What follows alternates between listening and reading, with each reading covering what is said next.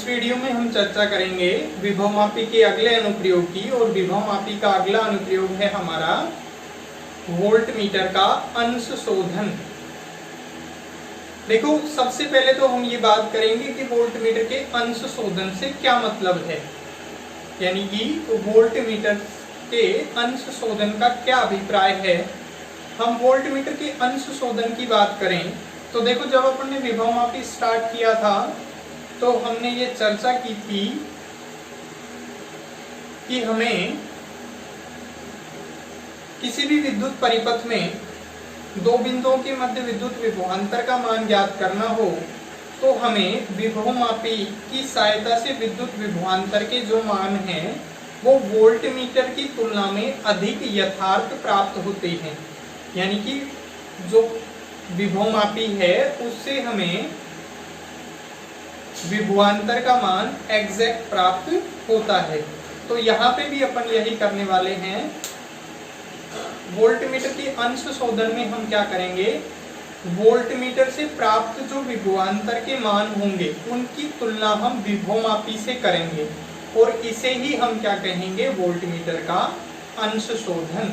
तो वोल्टमीटर के अंश शोधन की अगर अपन डेफिनेशन की बात करें तो लाइन में इसकी डेफिनेशन किस तरीके से देंगे, तो वोल्टमीटर द्वारा मापे गए विद्युत विभवांतर की तुलना विभवमापी से ज्ञात विभवांतर से करना या विभवमापी से करना ही क्या कहलाता है, वोल्टमीटर का अंश शोधन कहलाता है। ठीक है, तो इसके लिए हमें एक सर्किट बनाना होगा।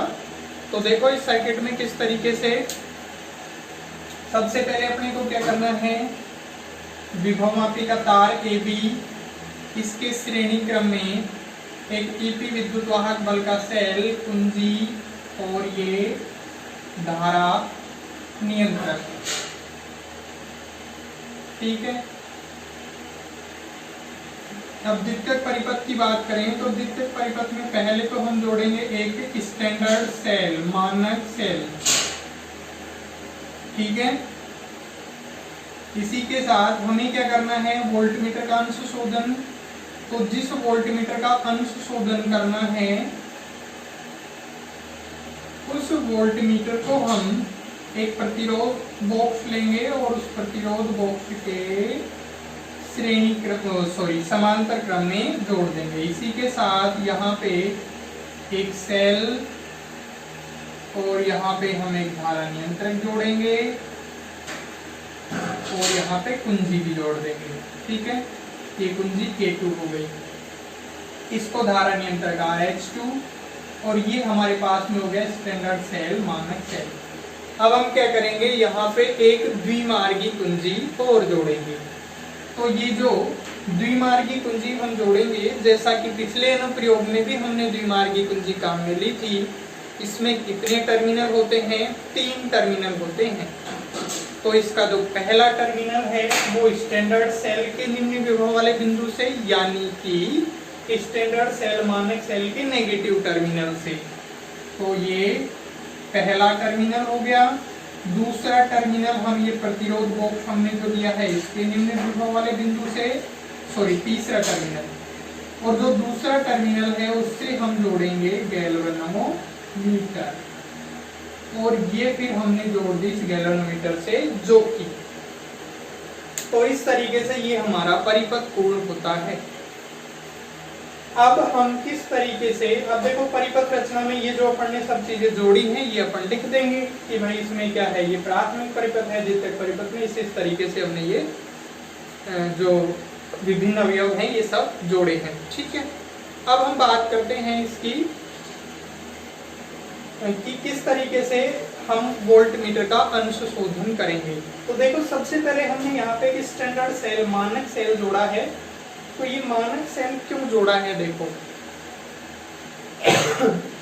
इसके बारे में थोड़ी सी आधी 1 मिनट चर्चा करेंगे अपन विभवमापी के मानकीकरण के बारे में। तो देखो, विभवमापी की जो विभव प्रवणता की अपन ने बात करी थी विभवमापी के सिद्धांत में, उस विभव प्रवणता का मान ज्ञात करने की जो प्रक्रिया है उसे हम क्या कहते हैं, विभवमापी का मानकीकरण कहते हैं। ठीक है, और विभवमापी का मानकीकरण करने के लिए हम क्या करते हैं, जो विभवमापी का द्वितीयक परिपथ है, प्राथमिक परिपथ तो आपने देखा कि प्राथमिक परिपथ सभी में क्या है, सेम है सारे के सारे अनुप्रयोगों में, ठीक है।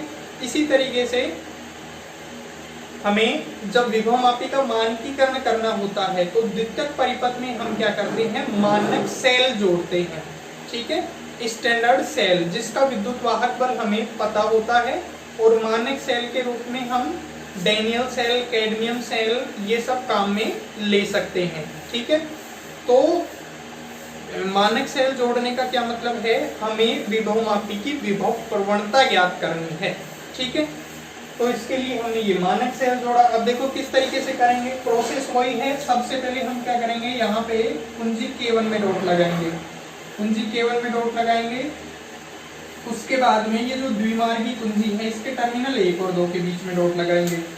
तो ये जो नीचे वाला है ये द्वितीयक परिपथ से अलग है, केवल द्वितीयक परिपथ में क्या है, ये सेल जुड़ा हुआ है, ठीक है, ये मानक सेल।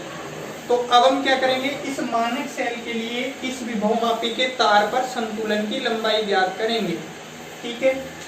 अब संतुलन की लंबाई हम मान लेते हैं कितना है, L है, ठीक है। तो यहां से जो ES का मान हो जाएगा, देखो ES का जो मान है वो कितना हो जाएगा, x L के बराबर हो जाएगा। या फिर अपन बात करें कि x का मान निकालें तो किसके बराबर हो जाएगा, ES अपॉन L के बराबर। तो इस तरीके से हम विभव प्रवणता का मान ज्ञात कर सकते हैं। किया क्या है हमने, ये द्विमार्गी कुंजी के टर्मिनल 1 और 2 के बीच में डॉट लगाई है और विभवमापी के तार पर ज्योति की सहायता से संतुलन की लंबाई ज्ञात करी है। किसके लिए, मानक सेल के लिए। तो मानक सेल ES का मान कितना हो जाएगा, विभव प्रवणता गुणा संतुलन की लंबाई विभवमापी के सिद्धांत से। तो विभव प्रवणता x और संतुलन की लंबाई मान ली कितनी आई है, L आई, ठीक है। यहाँ पे दोबारा भी संतुलन की, चलो ठीक है L मान लेते हैं, है ना। तो अब x का मान कितना हो जाएगा, ES अपॉन L। देखो ES का मान अपने को पता है, मानक सेल, और ये जो L है ये अपने को इससे संतुलन की लंबाई मिलेगी। तो मतलब अपने को विभव प्रवणता पता चल गई। अब देखो, अब अपने को क्या करना है, यहाँ पे जो कुंजी K2 है इसमें डॉट लगाएंगे। इसी के साथ में ये जो द्विमार्गी कुंजी है इसके टर्मिनल 2 और 3 के बीच में डॉट लगाएंगे। तो अब जब 2 और 3 के बीच में डॉट लगाएंगे तो ये जो प्रतिरोध बॉक्स है, ठीक है, ये प्रतिरोध बॉक्स और ये वोल्टमीटर ये सब द्वितीयक परिपथ में जुड़ जाएंगे, ठीक है। इसी के साथ हम क्या करेंगे, जैसे ही हम ये कुंजी K2 में डॉट लगाएंगे तो यहाँ से कोई प्रतिरोध निकालेंगे, ठीक है ना, और इसमें इस सेल के द्वारा क्या होगी, धारा प्रवाहित होगी, ठीक है। अब जब इसमें धारा प्रवाहित होगी तो इसके सिरों के मध्य एक बार तो अपन ये वोल्टमीटर का पाठ्यांक देखेंगे और फिर संतुलन की लंबाई ज्ञात करेंगे, ठीक है। तो देखो यहाँ पे वोल्टमीटर का पाठ्यांक अपन देख लेते हैं। इस प्रतिरोध R के सिरों के मध्य कि कितना वोल्टेज है, कितना विभवांतर है, ये वोल्टमीटर से अपने को दिखेगा। और मान लिया कि वो वोल्टमीटर का पाठ्यांक कितना है,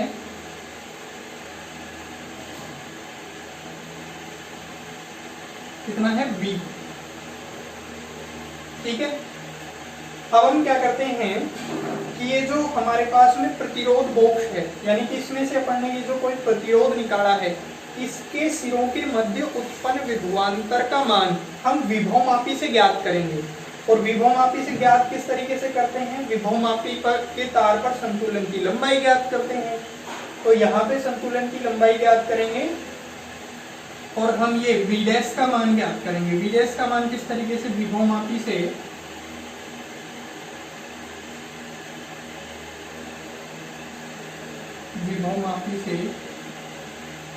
प्रतिरोध के सिरों के मध्य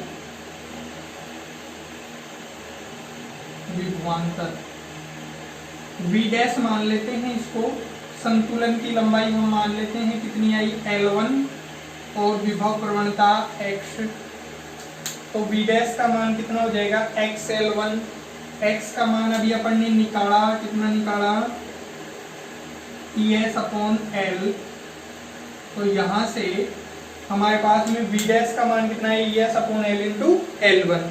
अब देखो ये V तो क्या है, वोल्ट मीटर का पाठ्यांक, यानी कि ये V, ये जो वोल्ट मीटर है ये तो ऐसे बता रहा है कि इसके सिरों के मध्य जो वोल्टेज है, मध्य उत्पन्न जो विभवांतर है वो कितना है, V है।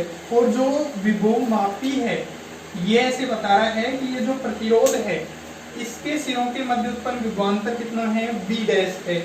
ठीक है, तो अब वोल्ट मीटर के पाठ्यांक में त्रुटि की बात करें अपन, वोल्ट मीटर के पाठ्यांक में त्रुटि, इसको डेल V से लिखेंगे, इसका मान आएगा V माइनस V डैश। ठीक है, तो इस तरीके से अब हम क्या कर सकते हैं, देखो वोल्ट मीटर के पाठ्यांक में त्रुटि और वोल्ट मीटर के पाठ्यांक के बीच हम क्या करते हैं, ग्राफ खींचते हैं। अब देखो यहाँ पे तो अपन ने एक रीडिंग ली, फिर दूसरा कोई प्रतिरोध निकालेंगे, फिर दूसरी रीडिंग, ऐसे बहुत सारी रीडिंग लेंगे अपन।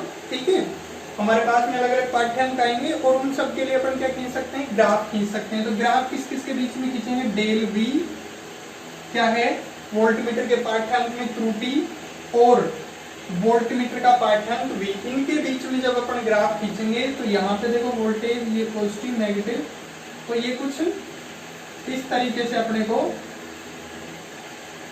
ये ग्राफ मिल जाएगा। ठीक है ना, ये क्या है, ये अपने को ग्राफ कुछ प्रैक्टिकल से मिलता है।